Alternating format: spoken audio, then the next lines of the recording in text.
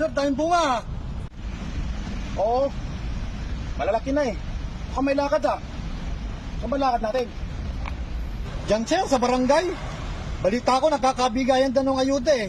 Gusto mo sumama sir? Para dalawa tayo. May kasama ako sir, tara. Ayuda? Nakikisali ka pa sa mga ganyan? Ba bagong sahod ka? Hayaan mo na yung mga ano dyan, yung mga walang trabaho. Para sila na lang yung makinabang. Nakikisama pa kayo. Laki-laki na nga ng sahod mo. Dapat nga, tayong binibigyan ng ayuda eh. Dahil tayo yung nagbabayad ng buwis eh. Yung mga iba dyan, mga pabura-buraot lang eh. Siya pala yung laging nakakakuha ng ayuda. Ikaw sir, kung ayaw mo, ako na lang. Sige, alas na ako sir. Teka, magkano ba bigayan? Balita ko, 5,000 daw eh. Kaya, sayang. Sige sir, alas na ako. Ayaw mo naman sumama. 5,000? Teka, sandali. Dadalhin ko lang ito doon. Mag-aalis lang ako.